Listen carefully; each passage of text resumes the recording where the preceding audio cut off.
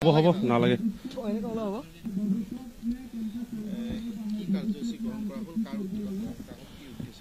আজি আমি সদস্য আদিবাসী ছাত্ৰ সন্থা হৈ পেলাই AWC ডেপুটি চিফ তথা পিটাৰ ডাঙৰীয়াই তেখেতে অৰ্গেনাইজ কৰিছে আৰু ছ'চিয়েল আৱেৰনেছৰ কাৰণে আৰম্ভ কৰিছে, যিহেতু আমাৰ আদিবাসীৰ মাজত নিচা দ্ৰব্যটো বহুত বেছিকৈ চলি আছে। আৰু এতিয়াৰ ৰেকৰ্ডত যিটো আমি চালো, আমাৰ আদিবাসীৰ যে মৰা মানুহটোহে বেছি হৈ আছে, জন্ম হোৱাটো একদম কম।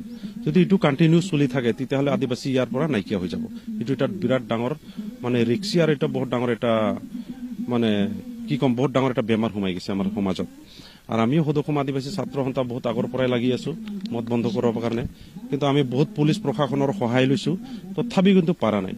আৰু পুলিচ প্ৰশাসনেও সহায় কৰিছে, নকৰাও নহয়, সহায় কৰিছে, তথাপিওতো মানে সি এটা মানে বেমাৰ হয়, যোনটো বেমাৰৰ মানে পাৰ্মানেণ্ট চলিউশ্যনৰ কাৰণে মেডিচিন পোৱাই নাই। আমি তাৰ কাৰণে আমি লাগি আছো যিমান পাৰো, যে সেইটো বস্তুক আমি কেনেকাকে মানে আমাৰ সমাজৰ পৰা নাইকিয়া কৰিবৰ কাৰণে।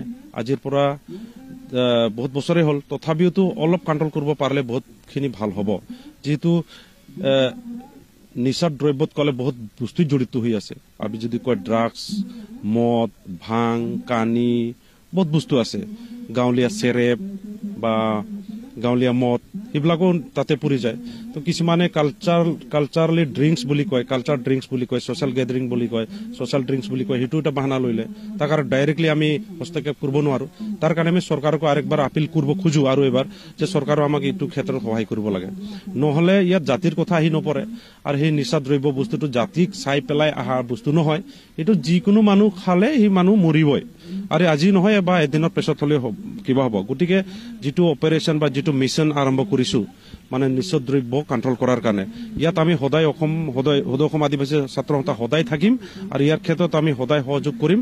আৰু আমি এই মেছেজক সকলো জনগোষ্ঠীয়ে যাতে সেইটো লৈ পেলাই আগুৱাই যাব লাগে, সেইটো আমি অনুৰোধ জনাই আছো। আৰু স্পেচিয়েলি এতিয়াৰ বৰ্তমানৰ ইউথবিলাক, যিবিলাক য়াং চামবিলাকে তেখেতসকলে আজি মানে আহিছে, আৰু এতিয়া বৰ্তমান বহুত জায়গা দেখা পাওঁ য়াং চামে মানে এইবিলাক বস্তুত বেছি আকৰ্ষিত হৈ আছে।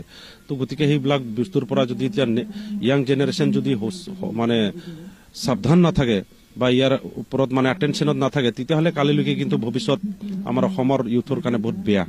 আৰু এইটো যদি হয় তেতিয়াহ'লে অসমৰ কাৰণে ভাল চিন্তা কৰা মানুহ কম হ'ব, আৰু অসমক মানে কোনে ৰক্ষণাবেক্ষণা দিব।